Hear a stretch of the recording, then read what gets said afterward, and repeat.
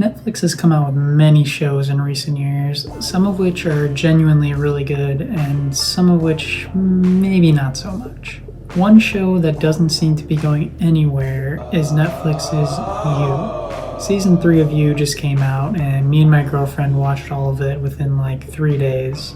Since there's no way for me to get this precious time of my life back, I figured the least I can do is help make sure you don't make the same mistake by telling you how weird, how dumb, and how badly written this show really is. For those of you that don't know, You is a show based on a book by the same name about this little elf-looking man, Joe Goldberg, who stalks and obsesses over random women on the street. He follows them around, breaks into their houses, stalks them on social media, just so that he can be their perfect, ideal match when he actually meets them. Basically, he's just a huge creep who does shady stuff and kills people whenever they figure out who he really is. It baffles me that this show has become so popular and one of Netflix's mainstays, when in today's society we kind of expect characters like this to be something we're trying to move past, but I don't know, I guess people love this guy for some reason.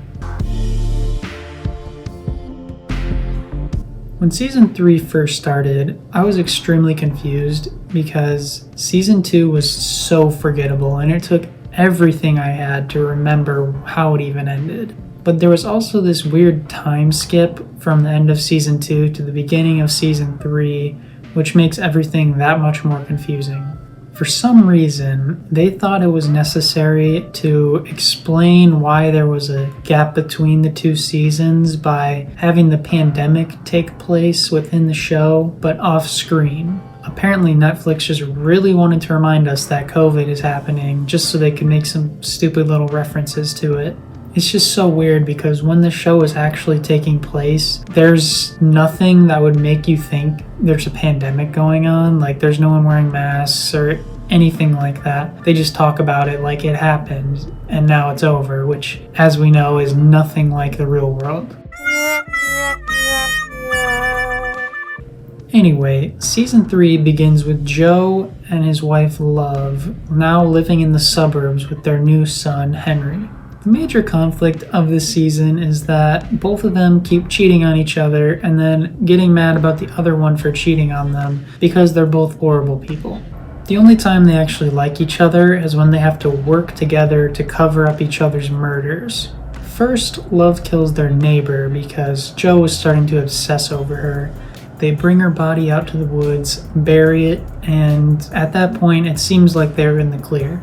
But then Love hits their other neighbor, Gil, over the head when she finds out that he's an anti-vaxxer who got their son put in the hospital with the measles. Except it was actually Joe that was not vaccinated, and that's why their son got sick, but that doesn't actually come up again and it doesn't really matter at all.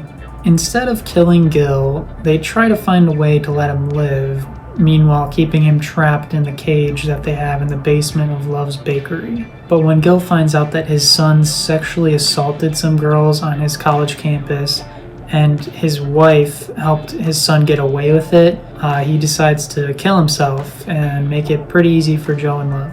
After that, they frame his body in his house with a suicide note to make it look like he killed the other lady that they killed earlier. Okay, so I know you probably heard all of that and you're like, slow down, that sounds a little bit crazy. And I don't blame you because it definitely is. The biggest problem with this show is that there's just so many things happening at once. Like, that whole murder cover-up thing, that only happened within like the first 4 episodes out of the 10, and I still didn't even get into like half of what happens. Now, it might seem like a good thing to have a lot of interesting things going on, but half of the things going on are just either really boring or really convoluted and unnecessary. The rest of this season is about Joe stalking a completely different girl, while Love tries to save their marriage and also continues to cheat on Joe with the 20-year-old neighbor who is the son of the woman that she murdered in the first episode. A big portion of this show is Love and Joe going to marriage counseling even though they clearly hate each other, and it's just really boring.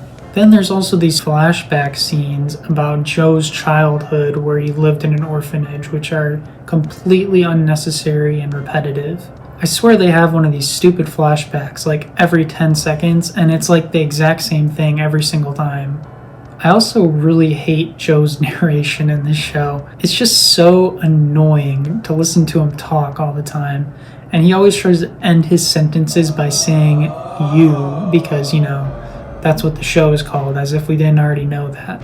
But it just sounds so awkward and unnatural.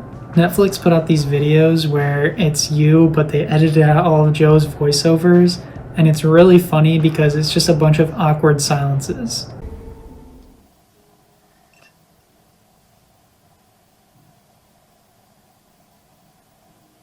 Well?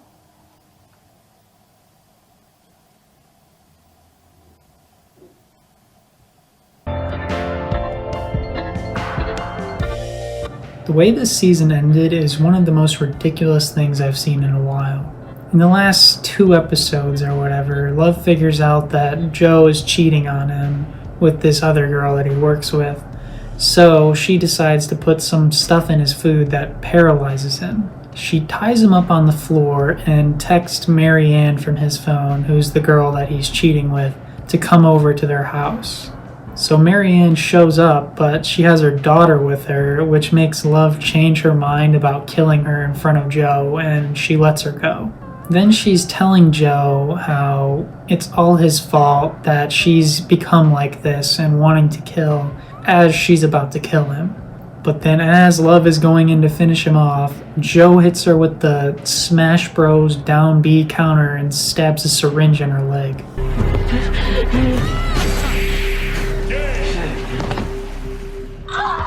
So now he starts explaining how he knew her plan all along and he planned for this exact thing to happen. To stop the paralysis, Joe took adrenaline pills so that it would wear off faster, and he also made his own paralyzing agent, but it was stronger than Love's so that it would be enough to kill her.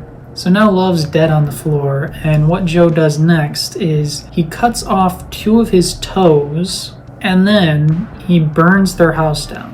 So now it looks like they're both dead, and the last thing he does is he drops off his son with this nice gay couple that he also worked with, and the last shot is him in Paris. By the end of season 3, I was really hoping somebody was finally going to put Joe in the dirt and end him once and for all. So you can imagine how I felt when this happened. Are you serious? Stop. Please stop. I'm begging you.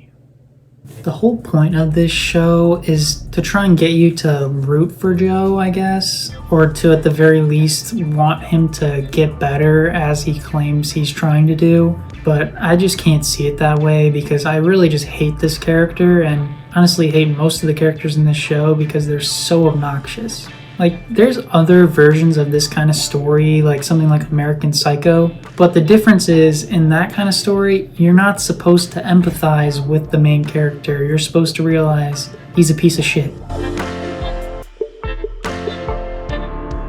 So do I recommend watching this show? Absolutely not. Like I said before, season 1 was decent, but by season 3, it's gone completely off the rails, and it's just not worth wasting your time on. I would not be surprised if Netflix keeps milking this series for all it's worth for like 5 more seasons, because that's just what they do.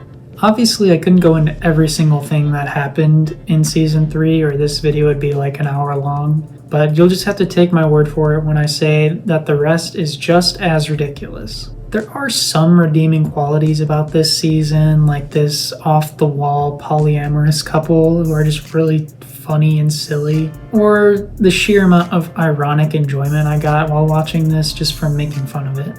Overall, I'm gonna give You season 3 a whopping 3 out of 10, and the only reason I could see myself coming back for season 4 is to make fun of it some more.